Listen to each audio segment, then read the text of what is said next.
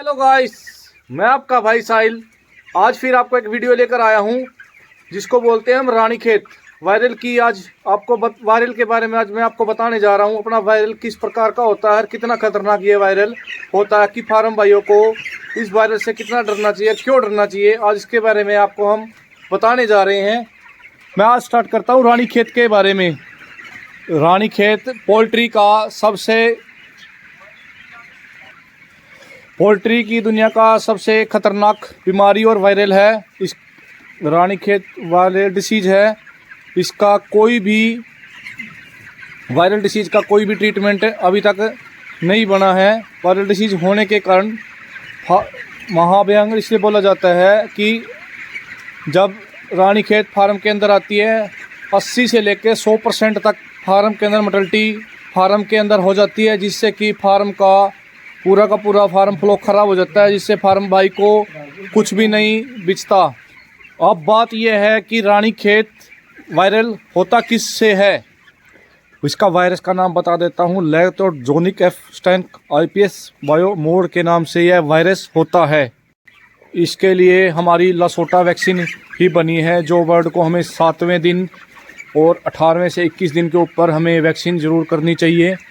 जो इसकी हमें वैक्सीन बनाई गई है लसोटा वैक्सीन, वो हमें ज़रूर यह बर्ड में करनी चाहिए, जिससे कि हम वायरस का तोड़ तो नहीं निकाल सकते।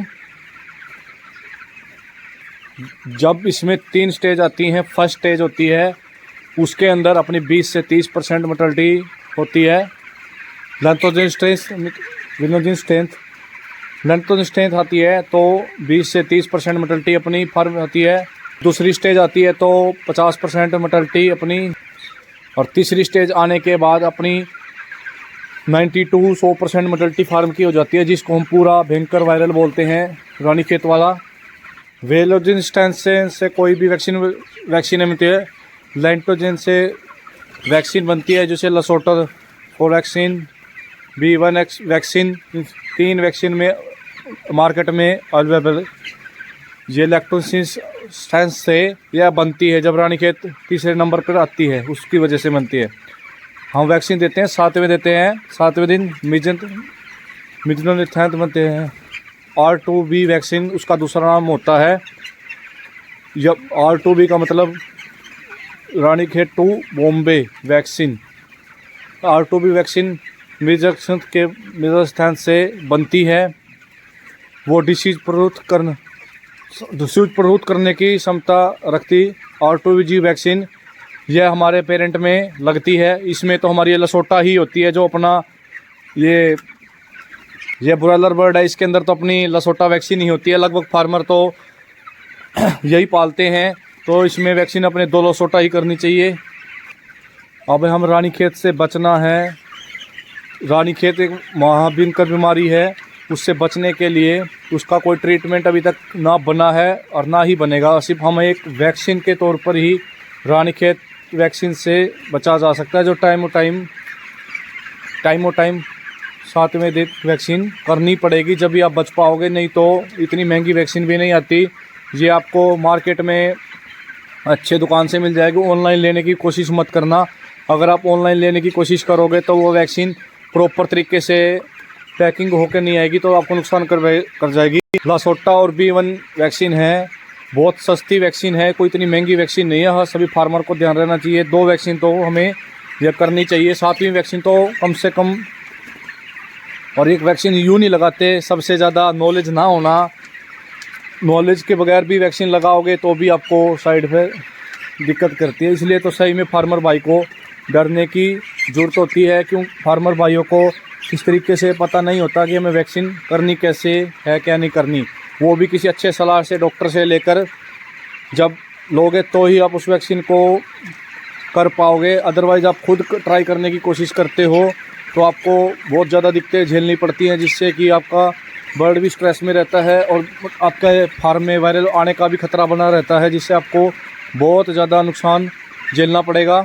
अगर फार्म पर रानीखेत आ जाए तो क्या करें, इसके बारे में मैं अभी बता रहा हूँ आपको। जिस तरह आपके फार्म में रानीखेत के आपको सिम्टम लग रहे हैं, उसकी मैं फ़ोटो भी स्क्रीन पर लगा दूंगा, या मैं आपको फ़ोटो भी दूसरे फ़ोन से आपको दिखा दूंगा। मैंने फ़ोटो भी खींच रखी है कि आपके अगर बाई चांस आपके फार्म में रानीखेत आ ही जाए तो आपको क्या करना है इसके बारे में मैं बता रहा हूँ। आपको यह करना है, जैसे कि लसोटा वैक्सीन होती है, B1 या B2 वैक्सीन होती है, जो आपको B2 तो आपको पता ही है उस बर्ड में लगती है। जिस तरह वायरस अपना बर्ड में आ चुका है, अब आपको लग रहा है हमारे फार्म में रानीखेत की दिक्कत हमारे को लग रही है, तो आपको चुपचाप से वैक्सीन कर देनी है, जिससे कि जो बर्ड में आपको दिक्कत है वो तो आपका बर्ड मर जाएगा, पर दूसरे बर्ड तक इन्फेक्शन नहीं फैलेगा।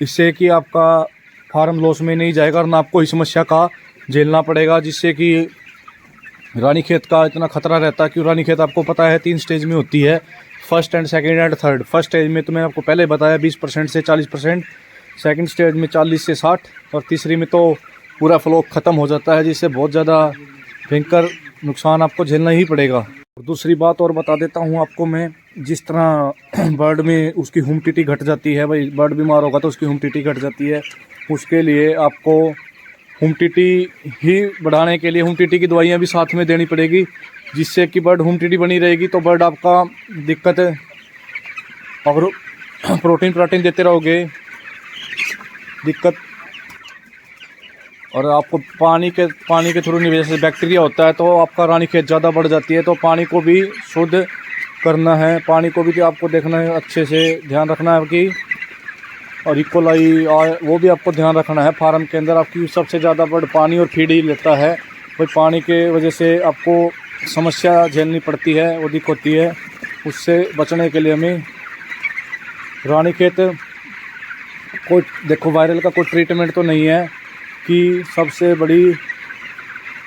बताते चूजा लाते हैं। देखो सावधानियाँ हमें बरतनी पड़ती हैं, जो पुराना जो लोट है उसकी खाद खूद जैसे होती हैं उसको बहुत दूर फेंको, जिससे कि आपको भाई दिक्कत ना झेलनी पड़े। भाई देखो वायरल एक बार आपके फ्लॉक में आ गया तो ये सोच लो कि वो फ्लॉक में बार बार ही आएगा, क्यों उसका इतना दिक्कत रहती है कि फार्म में बैक्टीरिया रहने के बाद दिक्कत सब कुछ रहता है, जिससे कि आपको बहुत ज़्यादा समस्या होती है। पर फार्म की सफाई भी मैंने बता दी, अच्छे से आपको फार्म की सफाई भी उसमें करनी होगी।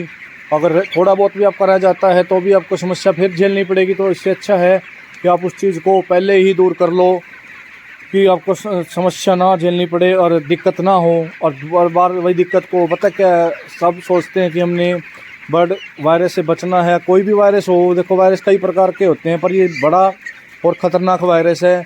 क्यों, इसके अंदर फार्म भाई का 100 का 100% भी ख़त्म हो जाता है, 20% भी अगर वायरल में आ गया तो भी समस्या आपको झेलनी पड़ेगी। और फ्लोर को जो सा अपना नीचे का होता है उसके अंदर बर्निंग ज़रूर करो, कि फार्मर आज के टाइम बर्निंग नहीं करते हैं, फॉगिंग नहीं करते हैं। बर्निंग करने के लिए बहुत अच्छा सुविधा, और एक अपना गेट के बाहर आपको पता है कोई भी आता है तो दिक्कत करता है, तो उसको भी आप ध्यान रखो, जिससे कि आपका ये वायरस ना आए और ना ही वायरस आपको दिक्कत का झेलना पड़े। यह वायरस बहुत ज़्यादा खतरनाक वायरस होता है, जिसके फार्म पे आया है आप उनसे पूछ भी लेना, या किसी से आपको आप जानते हो, या उनको डॉक्टर से सलाह लेना। क्यों, मैं देखो मैं खुद डॉक्टर नहीं हूँ, पर मैं आपको एक चीज़ देख के बता देता हूँ कि हमने ये चीज़ झेली हुई है, जिससे कि यह समस्या आपको दिक्कत करती है और कितना कुछ नुकसान करती है कि हमने झेली हुई है। इसलिए मैं आपको आज इसके बारे में बताने जा रहा हूँ। जैसे कोई पोल्ट्री से रिलेटिव इंसान होता है, उसको भी आप देखकर अपना संभाल कर फार्म के अंदर पहली बात तो लाना नहीं चाहिए। अगर लाते हो, जैसे कोई इंटीग्रेशन करते हो, तो बाहर आपको सबसे पहले आपकी मैनेजमेंट सुधारनी होगी, जिससे कि आपकी मैनेजमेंट ही बचा सकती है। नहीं फार्मर भाई को ऐसा कोई चीज़ नहीं है जो ऐसी वायरलों से या उस चीज़ से बचा सके। हम आपको एक चीज़ यहाँ पर यूट्यूब पर सिखा सकते हैं, बचाने के लिए आपको खुद वहाँ पर मेहनत करनी होगी। अगर चीज़ नहीं मेहनत करोगे तो आपको यूँ सोच लो आप पलाया फ्लॉक ख़राब कर लोगे इस वायरल से। तो आपको अपनी सेफ्टी सबसे पहले करनी है, बायो सिक्योरिटी हो गई है, जैसे जो भी है उसके बारे में भी मैं नेक्स्ट वीडियो में आपको समझाता रहूँगा या बताता रहूँगा। मैं सिर्फ आपको एक वीडियो के माध्यम से कोई चीज़ आप तक पहुँचा रहा हूँ या कोई चीज़ बता रहा हूँ, कि किसान भाइयों का सबसे ज़्यादा नुकसान होता है कि ध्यान दे नहीं पाते, कोई चीज़ नहीं सीख पाते, तो हम उस चीज़ को सिखा रहे हैं जिससे कि उस बर्ड का दिक्कत ना होगा। मैं आपको उसकी पिक दिखाने जा रहा हूँ कि अपनी रानीखेत बर्ड के अंदर आ जाती है तो हमें कैसे पता लगता है। वो आपको पोस्टमार्टम करने के बाद ही पता लगेगा। ऐसे बर्ड सुस्त भी हो जाएगा, दिक्कत भी ज़्यादा झेलने लगेगा। अब मैं आपको दूसरे फ़ोन की पिक दिखा देता हूँ। ये अपना गिजार्ड होता है, गिजार्ड में देख लो, यहाँ पर परपेंडिकुलर के ऊपर रेड रेड डॉट से आ गए अच्छे से, जिसमें टॉक्सिटी में भी आ जाते हैं। पर IBH उसमें रानीखेत में सबसे ज़्यादा दिखाई देते हैं। रानीखेत में आपको क्लियर, ये देखो, ये मैंने स्क्रीन शॉट ले रखे हैं फ़ोन में दूसरे में, और आपको उसमें ये देखो ये होते हैं जो रेड डॉट पूरे रानीखेत की जो